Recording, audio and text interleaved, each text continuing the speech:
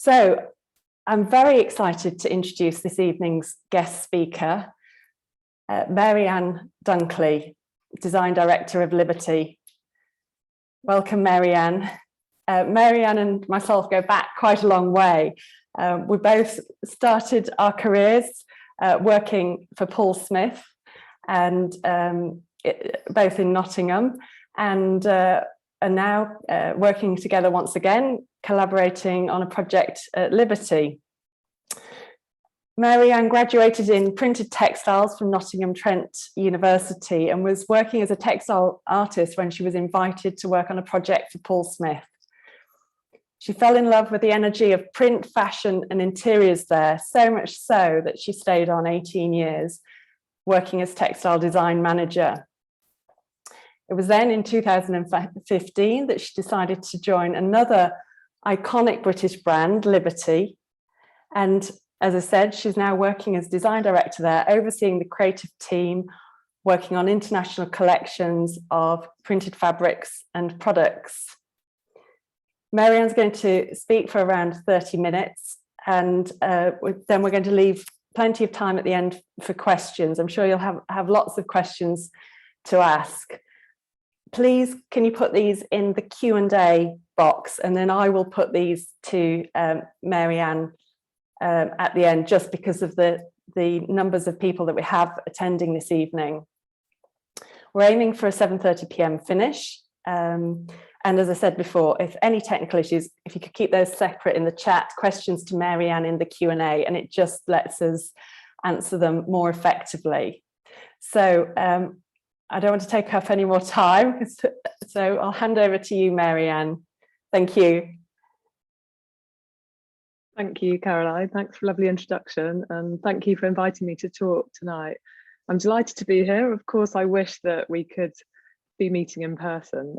I've heard all about the Bradford Club, and I really hope to visit one day and meet you all in person. I asked Caroline about the audience tonight, and she explained that it's incredibly diverse, from students, graduates, lecturers, to people who have been in the industry more than twice the time that I have. So I hope that you can all find something in tonight's presentation and talk and conversation about my experience as a textile designer in British brands, and most specifically my time here at Liberty. I'm looking forward to sharing with you a little bit about how we're overcoming the challenge of a textile business today. And really, we're celebrating because we are thriving and we are a British icon of textile history. As Caroline introduced, I've been working in the textile design industry for 25 years now, from Nottingham, where I worked at Paul Smith with Caroline. And my lessons in design really come from there. So working on all kinds of different products and categories, and experiencing all sorts of supply chains, visiting mills all over the world. I worked on all kinds of different projects as well. So that ranged from limited edition Japanese bags to a wallpaper in a store, and even a portrait of Sir Paul himself. I travelled all over the world, as I said, and that was a lot of that was to do research. So that was, you know, from visiting a market in Budapest to a hotel in Palm Springs or a junkyard in Tokyo. And I feel like that was the benefit of being a designer, starting as a designer in a pre-Pinterest world. I moved to London and built a design team there with them. And after 17.5 years, I left to spend time teaching and with my 2 children in London.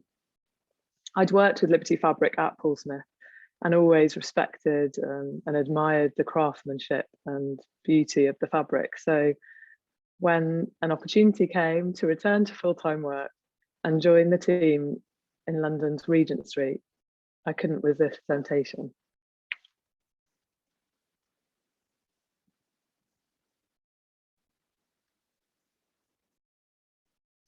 I'm just going to try and share my screen and show you a little bit of my journey there.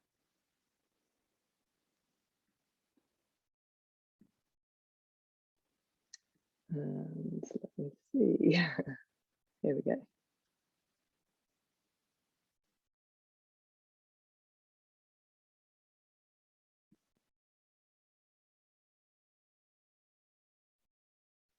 After 2 years of working at home, I should know how to share my screen. We usually work on Teams, and tonight we're on Zoom, so a little bit clunky there, but I hope you'll forgive me and really celebrate this beautiful building that is Liberty, which is where I am privileged to work now.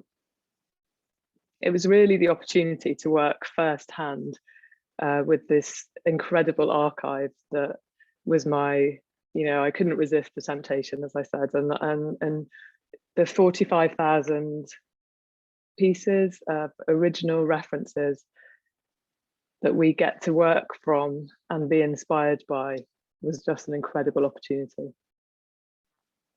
The books that are held within the archive are full of paper impressions, fabric swatches, enormous paintings, drawings from across the ages.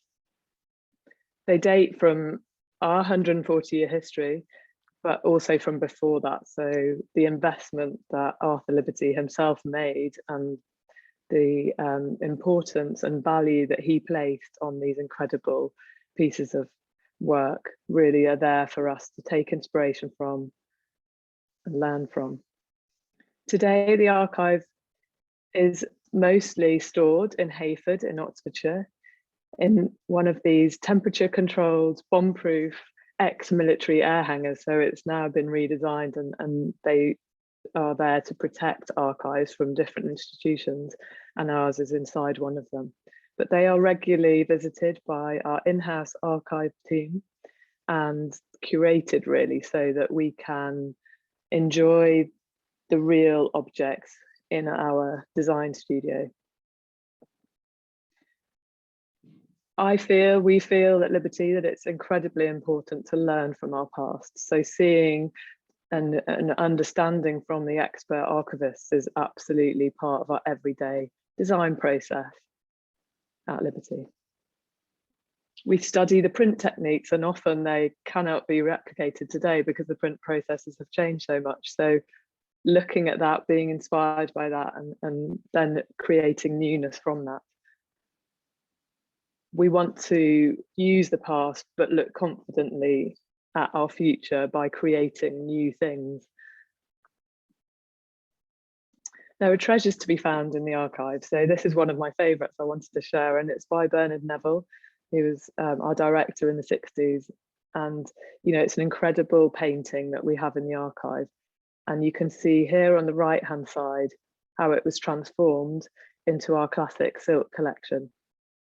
It's really become a really vibrant contemporary landscape design. And you can see, if I flick back, how this placement printed artwork that was used as a placement across a dress has been transformed into this all over repeating fabric.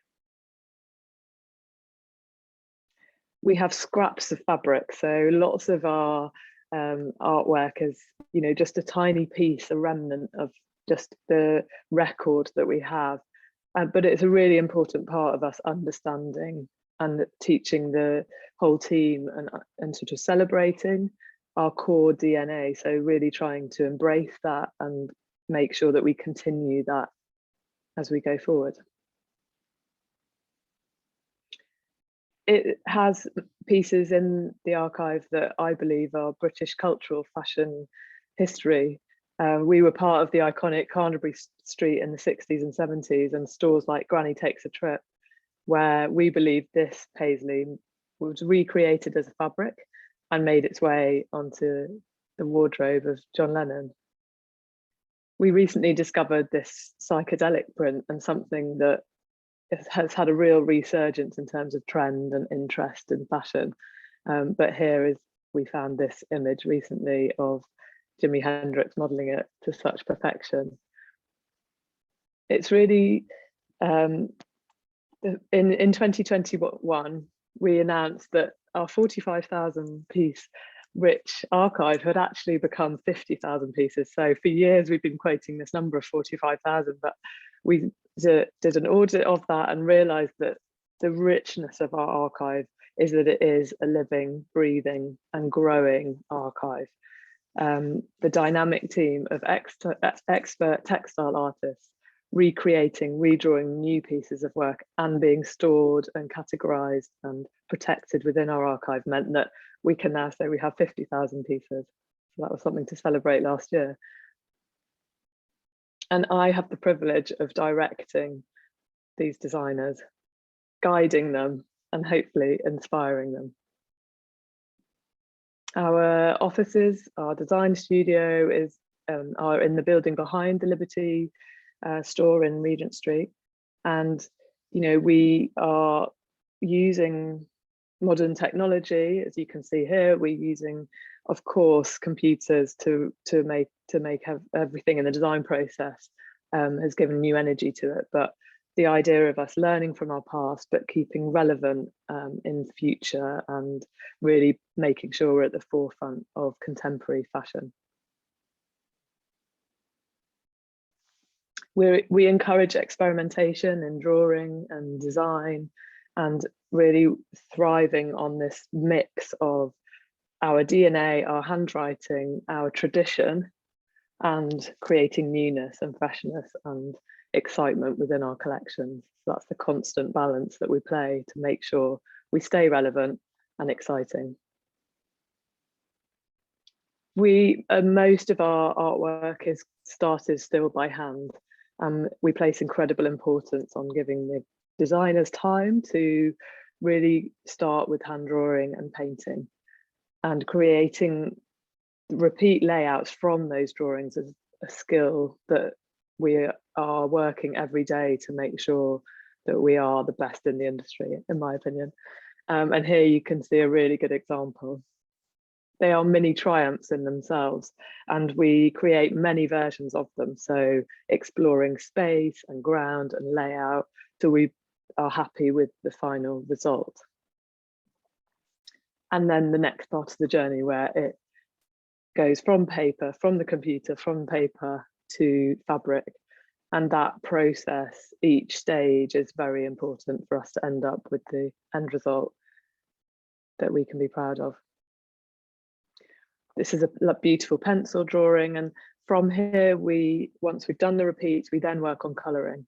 Our palettes are created in a mixture of classic heritage combinations and contemporary trend creating joyful surprises of colour, and can really change a design tremendously. So part of our work is trying different prints in the different colours and then selecting how we think it best represents that design and making sure we have lots of choice for our customers. So again, a huge piece of work to make sure that there's a really exciting mix, and that in the end, when it goes onto fabric, it does what we need it to do as part of the collection.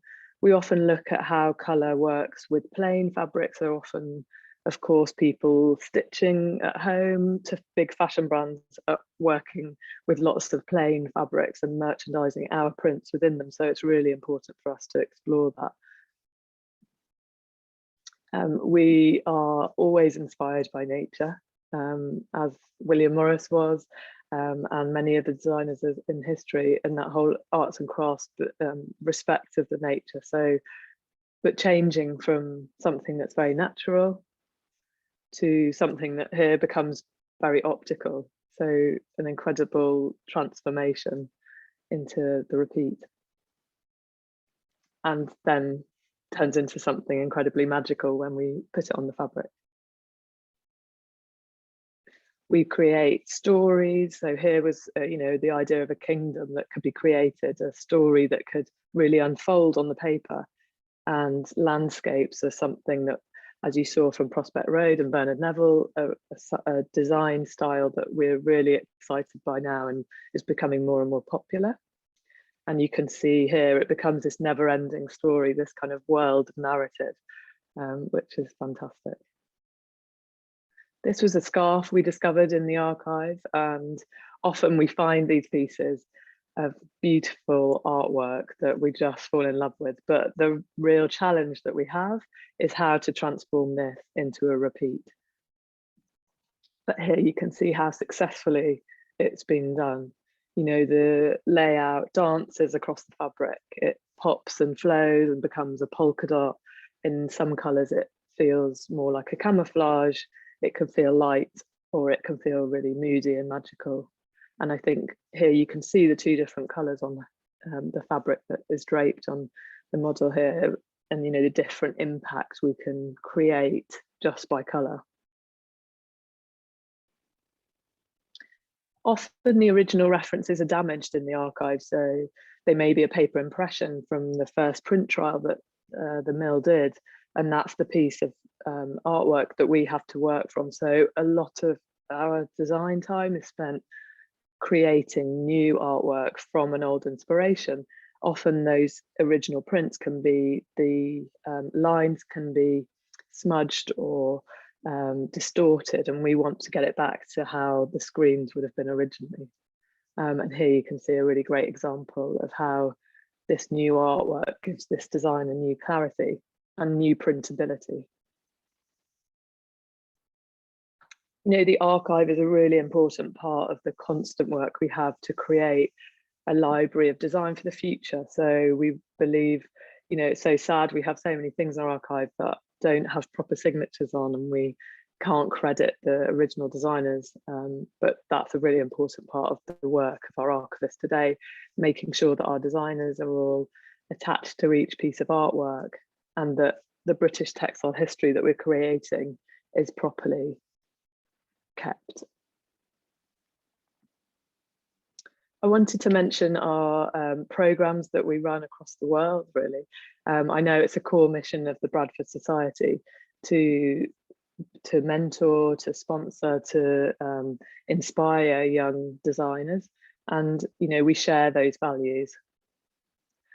We recently done a project in China where we interviewed finalists of the project. We had over 150 entrants, and as many people here today will know, that it's an incredible amount of work to manage competitions, but we managed to do it effectively, and we met and worked with some really exciting new designers, and we are planning to buy some of the artwork, which will then become part of our archive. So again, a really lovely development from a project that started just as an idea to communicate with our Chinese customers.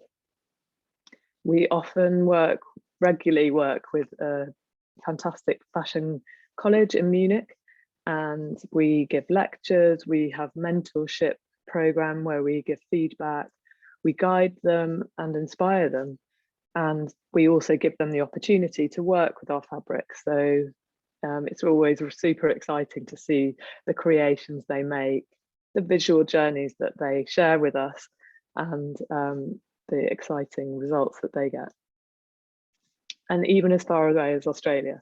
So this college in Sydney, where we share really closely our industry experience, and again, discover new and emerging talents. We work with colleges all across the UK, and this was a recent project where we sponsored some alumni who had just graduated in the pandemic from the London College of Fashion. We gave them a platform, we gave them fabric, and we sponsored them to create work with our fabrics. We often sponsor awards, and part of that is by providing internships. So we really believe it's part of our legacy and growth, and a really integral part of our responsibility. The point at which I believe our artwork and our designs really come to life and the magic really happens is in the print production process. We start with our archive, of course, again, and just a few images to just explore where we've come from. So these images from the early 1900s, from 1904, where we were using printed wood blocks. And this was in our mill in Merton, which was owned by Liberty, and in South London. This is where our relationship with William Morris began. His mill was down the river from ours. And, you know, the craftsmanship, the patience, the expertise is obvious. In 1930s, it moved to more flatbed screen printing. And I love this image here on the right, really showing that there's teamwork and there's a really beautiful spirit that I'm sure is in the atmosphere here. And fast forward to today. So we now own our own printing mill in Italy, near Lake Como. And, you know, I'm really aware for some of the audience today that during the pandemic, it's been really hard for lots of students and graduates to gain access to and to visit and to really experience printing mills and factories firsthand. And I believe it's such an important part of the process. And so today I just wanted to share some of the insights, some images from our print mill. It's a real privilege to have our own factory. The design team is embedded in the team of experts in Italy. They are, you know, dedicated to translating our artwork in the best way possible and achieving a real excellence. And, you know, and we're part of that process. We're not a customer, so I really have, you know, it's been an absolute pleasure to experience both sides, where we were an important customer from many people working at Paul Smith, and now having a team of people that I work very closely with. There's, you know, a real insight that we gain in terms of limitations, but also the possibilities, and the close working relationship that we have has really been very interesting and exciting. I think it's really hard to capture the spirit of a print house without actually seeing there and being there. And I wanted to just play this short film because I think it helps to share the magic of the process and really give you a sense of the spirit. I think it shows where craft meets industry, and it's such a great moment.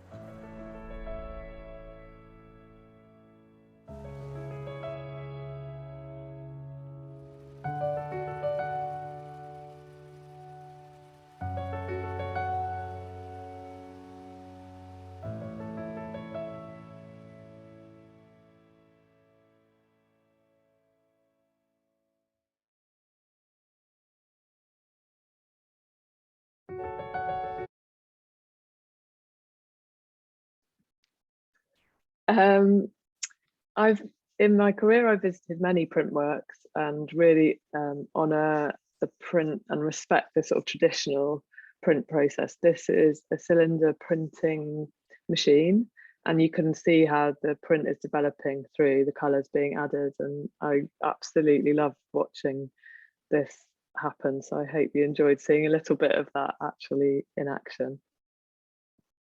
It requires expertise in the workmanship of it.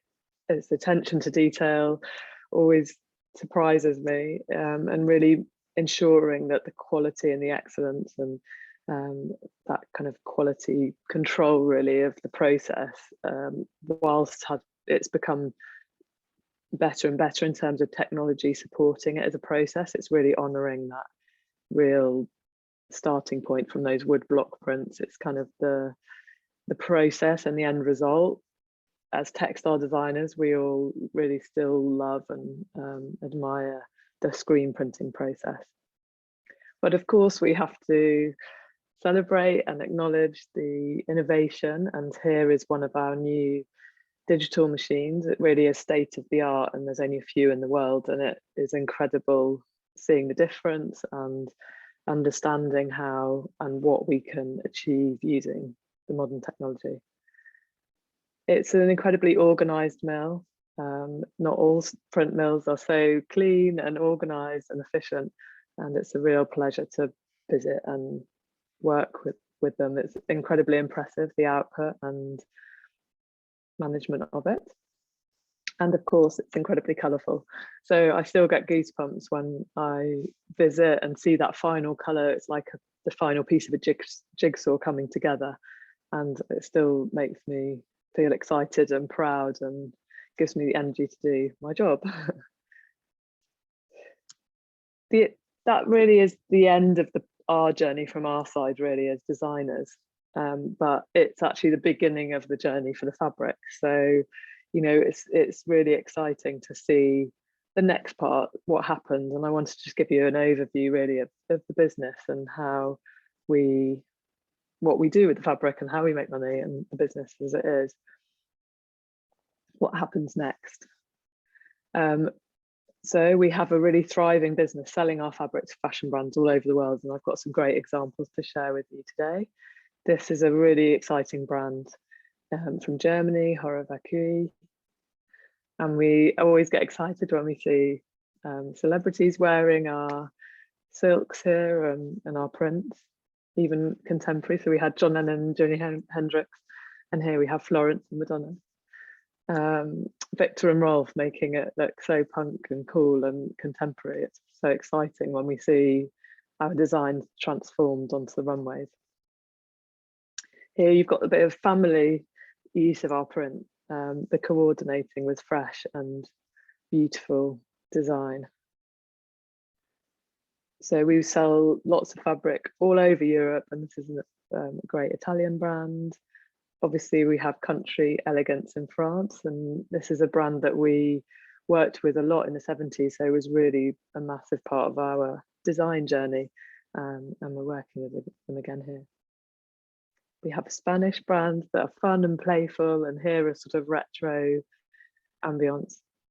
And of course, relaxed chic, a French brand again. In America, we have this really, these Liberty lovers really, J. Crew, who often use our prints and in a really playful boho celebration to Escape brand in the same country. So it's super exciting seeing how different brands use our prints and what happens to them next on the journey. And of course, nostalgic memories that are always created. I often meet people who talk to me about a memory that they had when they had Liberty fabrics in their family or when they were a child, and we have great brands that are using our fabrics, and our Tarn cotton in particular is so great for children's wear. And really a festival of print here and patchwork at Bonpoint. So we have an international reach, as I've just shared with you a little bit there, but it's interesting for us as designers to understand the needs of different regions. And here we have some of our brands from China. We celebrating, this is last year's New Year, with the Year of the Bull, and to Japan, who we've worked with, possibly our oldest international customer. So many, many years. We have an office there, and we have a design studio there with designers working and recoloring. A lot of the work we do for the regional collections is colouring, and understanding the preferences and the trends in different territories is really interesting. And the Middle East, here you can see some incredible beadwork that they've done on top of our prints. And it's really exciting to see the colour preferences of that territory. The other side of our business is the fabric, selling fabric direct to customers. So a great example, our Tudor store and the fabric department there. So draperies, who are selling to crafters and home sewers and people who want to buy this as an end product. They're often, their expertise always, impresses me when I see what people make, and this is happening all over the world, and particularly during the pandemic, it's been massive business for us. So this is a beautiful store in Japan and the Middle Eastern drapery, where they often work with tailors to create their garments that they wear underneath, and they particularly love our Tarn fabric for that reason, because it's cool and fresh and light and translates the colour so brilliantly. And often people are buying our fabrics to create and stitch and home sew, and it's a really exciting difference from the fashion collections when we see the beautiful things that are created by hand. We've got lots of people around the business even now who are sort of learning how to sew and stitch with the fabrics, which is really exciting. We have really traditional quilters and sewers, and then more contemporary artists using our fabric. And it's a different way again of designing, where you're looking at colour in a really different way, how these fabrics are used in interiors or products and how they need to perform.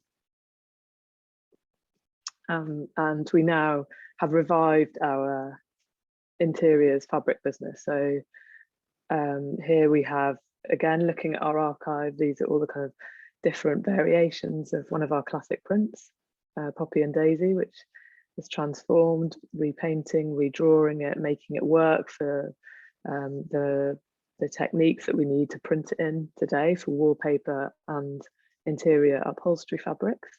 Here you can see an image from the wallpaper factory. So we work with the British wallpaper factory, and it's a real skill and completely different set of rules and repeat needs, and seeing the scale of something on a wall is very different to looking at it on our body. So as a design team, really working with that as a very specific end use is really important. Here you can see it looking lovely on the walls.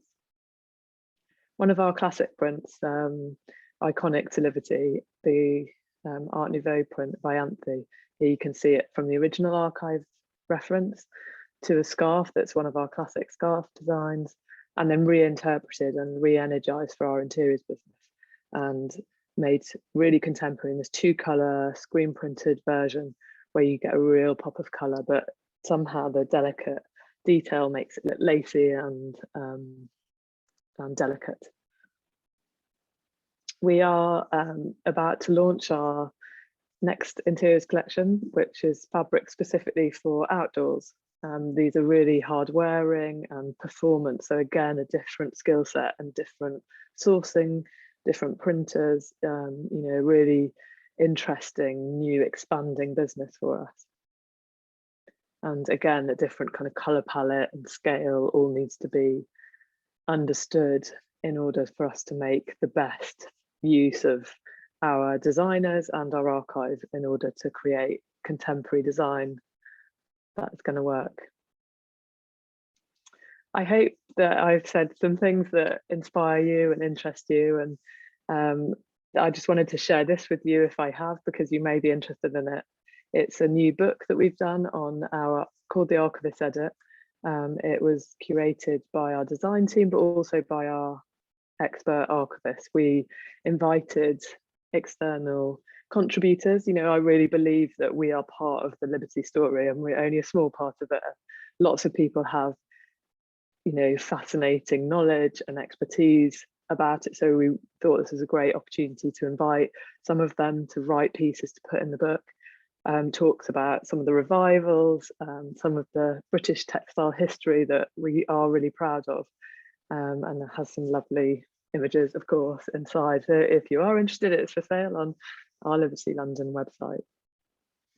And, you know, I hope some of the students and graduates were excited by some of what I said. And, you know, we're a growing design business, which is so exciting to be a British design studio that is growing and investing in young design talent. So please feel free to get in touch with us on this, contact the recruitment at libertylondon.com, and of course our fabric website. So we have two websites, our London website, which is our products website, and then our fabric website. So interesting if you want to find out any more information. And just to say thank you for listening, and hopefully I'll get to meet some of you in person again soon. Thank you so much, Marianne. Thank you for taking time out of what I know is a very busy schedule to speak to the Bradford Textile Society this evening. Yeah, and such a fascinating insight into the business. I mean, you know, I didn't realise, you know, that where the archives were stored. I did work for Liberty as a textile student in the York Store fabric department, and it's always been this question in the back of my mind: where are these archives? And now I can picture. So yes, so you know, good to see the put to good use. We've got a few questions that have come in. Great. So, yeah, from Jill, how does Liberty tailor the textile collections for different international markets in terms of pattern and colour? And have you ever committed any faux pas in certain countries? I'm sure we probably have, but nothing that comes to mind. We work really closely with our teams there. So one of the downsides of the pandemic has been obviously having to work from home and not being with our teams every day. But one of the good things was that we are really close to our international team. So, you know, we're talking to our Chinese team regularly throughout the week. They are seeing the customers there, getting briefs from the customers directly, and helping us to make sure we don't do anything that's insensitive. You know, there's certainly rules that we know, areas of the world that don't like animals in their designs, or, you know, color preferences that are always going to be popular. So we have a specific team within the design studio that focus on these key regions of the world for us, and they become extremely aware of the favorite color combinations, the palettes, the trends, and their focus is really on that part of the world and how to translate our design specifically to them. So yeah, we're really close to the customers, and I think that is key to success. Yeah, and leading on from that, we've got a question from Edward just asking if you work seasonally or organically. Absolutely. I mean, we have lots of different kinds of collections within our calendar. We have the big seasonal collections, and they are very structured because they have to be, because it's such an enormous task for design, colour and print production. And we have very clear deadlines. They're the trade shows, they're the season dates that our particularly brand customers expect us to be ready for. So they have a really clear calendar, but then we have teams within our design studio who can be more responsive, so create collections quickly, respond to trends, requests, work for customers directly. So there's an element of unplanned activity that we just have to be able to work very responsively and quickly on. So a little bit of a mix across the teams. Mm-hmm. And the question here, is it possible to visit the archives? So the whole Liberty Archive is private. So yes. no, unfortunately. Not currently. But... You have to come and work for us to see it. So we do have small moments where we try and share and present and invite customers in. But yes, at the moment, it's very much a working archive that's really protected and secure. And, you know, we have dreams that we can one day have a space in our store to really show off and have a bit more contact. So we would love to do that in the future, but at the moment it's private. And we've got a couple of questions around sustainability. So, you know, what is Liberty doing to combat the issues around sustainability? And from a second person, yes, thank you for a super presentation. And how has the need for addressing environmental concerns affected production and design briefs, you know, in terms of yeah, and how does that feed in to what you're working on? It absolutely does. You know, it's one of the first questions our customers ask of us. It's being demanded by our customers and by us as designers as well. So we are constantly addressing it as a question and improving it and trying to also show the transparency and information, so getting better at communicating that. A lot of it is on our sustainability part of our fabric.com website, so there's lots of factual information there about different certifications that we've achieved, different processes that we are absolutely part of. So, you know, having control of our printing process means we can really do the best, that are better than expected across all those sort of you know, expectations, rules and regulations, but trying to be ahead of that and trying to improve on that.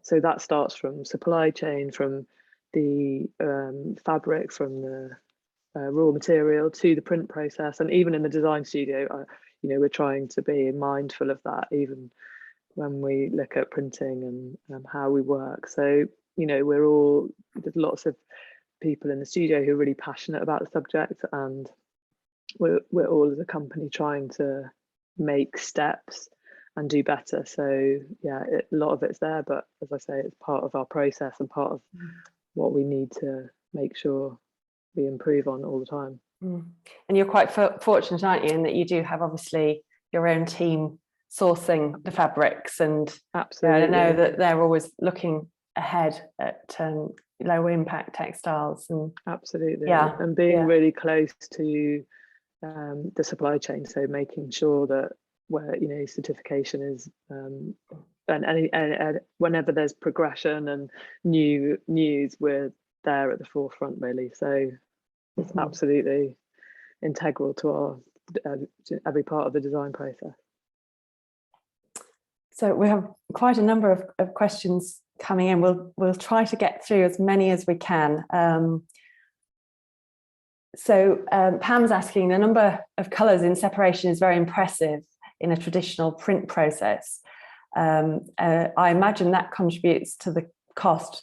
What is the average colour separation? Are there restrictions on any fabrics such as silk or wool, the number of colours that you're using? And yeah, I mean, again, kind of going back to that question of sustainability, you know, we're really aware of the print process and making sure that if the design becomes too many colors, then we have another route. Now we can choose digital, and that can be better. We have a kind of ideal maximum of 8-9 colors, you know, but the design team are really aware of the screens, the engravings, and how that can impact. So we look at the designs and we decide the print process based on the aesthetic of the design that we want to achieve, the number of colors, how commercial we think the design will be, because screen printing can be much more efficient if you're printing more. So there's all these questions that, again, being that close to the print factory, we can really have transparency of and make smart decisions from many different angles. But, you know, often it's what kind of aesthetic we want, because however good digital is, it's almost sometimes that we don't want it to be so good. We want that kind of feeling of the original that the market makes when you get the ink coming through the screen, and we believe it's, you can't really replicate that yet. So there's a little bit of management in terms of number of colours. We often also like to design for screen, even if we then do decide to print it digitally. Some bases require digital printing now, and you get a much better result from digital printing on some bases like the ones you mentioned. But actually often it's a design aesthetic thing again, where we'll keep the number of colours. We'll have a sort of discipline around that, and that can often give it a sort of authentic liberty feeling. Mm-hmm. And a question from Mana. Your talk was fascinating, Marianne. Thank you so much for taking the time. Could you speak a little about the differences in designing for fashion versus interiors, how you adapt designs to suit specific contexts?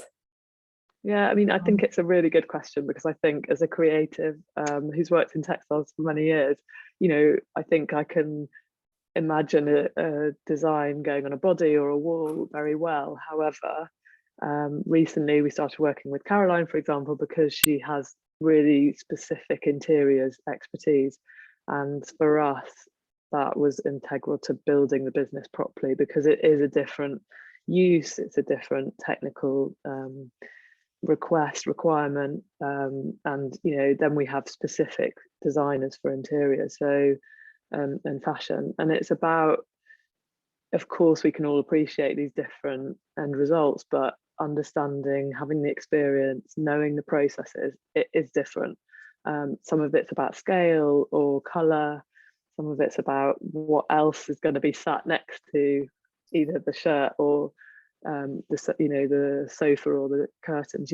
How is it going to play, and what are the trends? I mean, it's there's so much information for us now to kind of absorb and use and sort of then put into our design intelligently, that I think it's really important to when you can in your career kind of focus and be specialized. The temptation is that you can do everything, but actually the experience that comes with knowing the markets and the sort of nuances of customer preferences are really show when someone's worked in the industry, I think, specifically.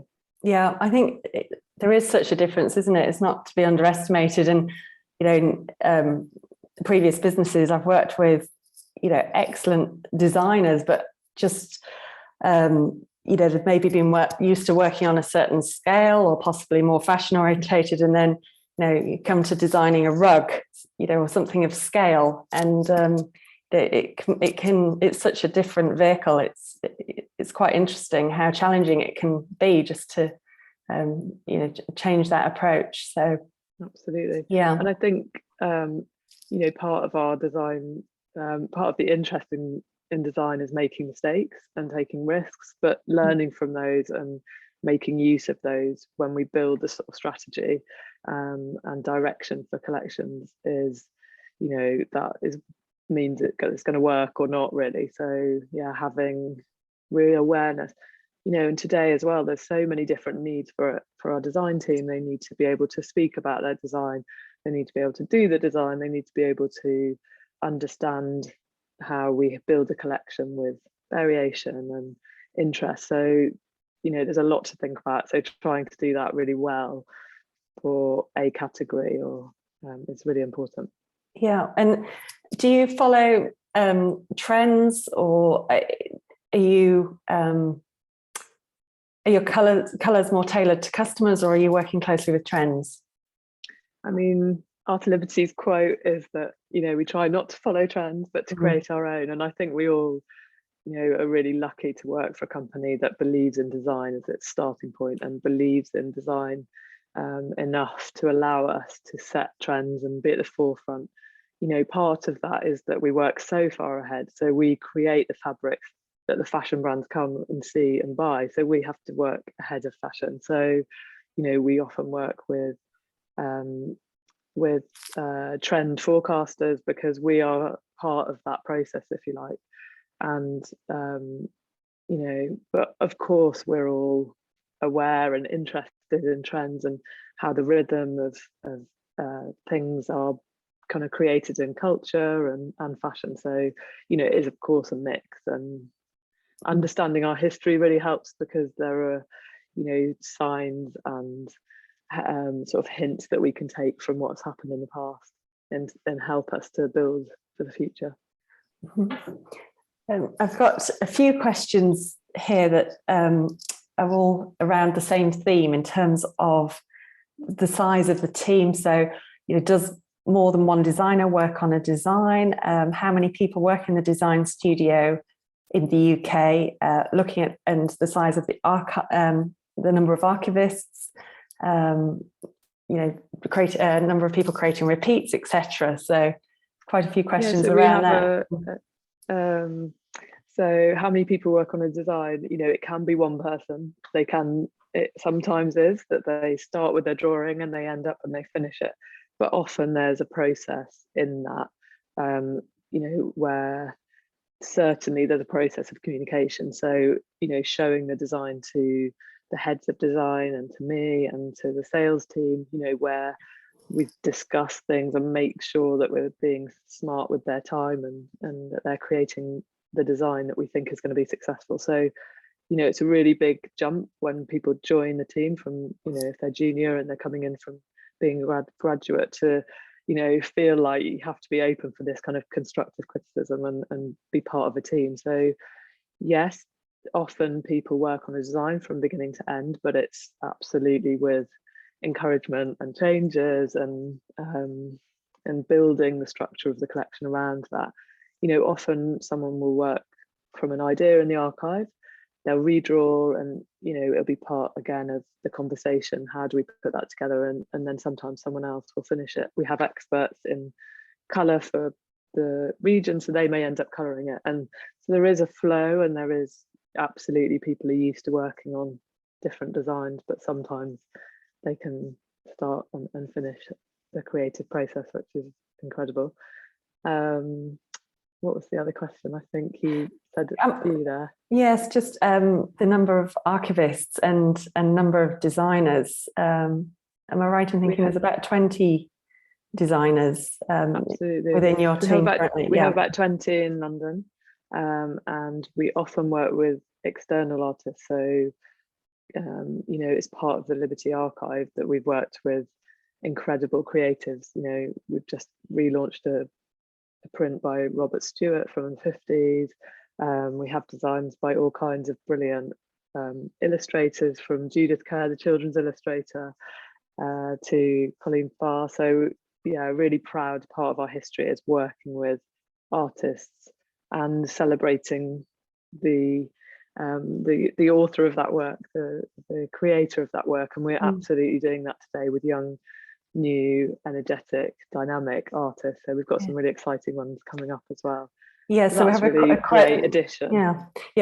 Someone was asking, you don't whether you always reference the archive, but as you just said, that isn't the case. You're working with new designers and artists, and hence why that the archive is a living, breathing thing. It's constantly evolving. Absolutely. Yeah. And I think, in particular regions of the world, it's not our classic design that, the preference is for more the sort of experimental design. So it gives us the freedom to make sure within our collections we have difference and that sort of dynamic element as well. We also have designers in Japan as well. So, another 5 designers working in Tokyo who are drawing and colouring and part of the offices there. And then we have 2 archivists. So incredibly hardworking archivist, Anna Baruma, who is a really important part of the archivist edit book I mentioned earlier, and has been with Liberty for many years, and has recently moved from being our head archivist to our senior advisor. So taking a little bit of a step back, but still absolutely advising us and inspiring us and part of our team, which is great. And when we have a full-time archivist as well. So yeah, they're very busy. But it's an exciting place to be part of the the growth and the management of that incredible resource. Absolutely, yes, and yes, it must need real expertise when you're managing on that scale. It's just phenomenal. Absolutely. Yeah, and we've got two questions around, what skills are you looking for in graduates? What can help stand out amongst other young designers? That's from Jessica and Hannah. A great portfolio. Obviously now it's really important to have that digitally. A lot of our interviews are now digital, but we're starting to have them more in person. So I really value, and I know it's been such a difficult time to get into print rooms and understand print process, but an awareness of history and sort of understanding of print process is, I think, really important and would really sort of set you apart from a lot of graduates. An understanding of different design styles and types, but also really clear handwriting. I feel like at college is your time to do what really speaks of you and your style and personality. So a little bit of that sort of sharing your inspirations and passion, your handwriting and preference, but also an ability to understand the commercial side of textile design and make sure that you've got the real beautiful drawing in there, as well as maybe more photographic and experimental. So for us, we need that kind of mix of skills for someone to be able to embrace what we need to create. So and real interest and passion for whatever it is that your preferences. So if it's fashion, understanding the market, having aspiration, understanding collections, and being able to share that and talk about it. So yeah, understanding the people that are doing it really well out there, and bringing that to an interview, I think, is vital. Yes, yeah, absolutely. And someone has asked whether you have a separate team working on the interiors collections. Absolutely. Yeah.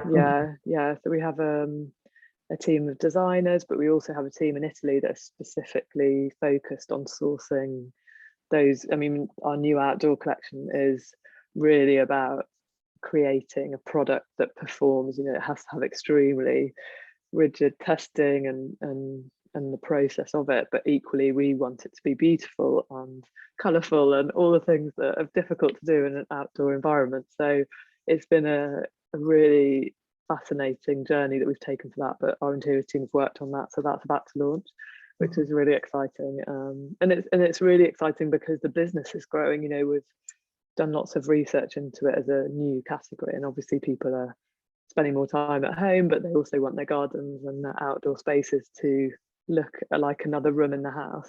And I think that's so lovely because it was a real arts and crafts part of design that they had different rooms in their garden, and seems to sort of come back into that idea and that aspiration. So yeah, we're really excited to explore that new world.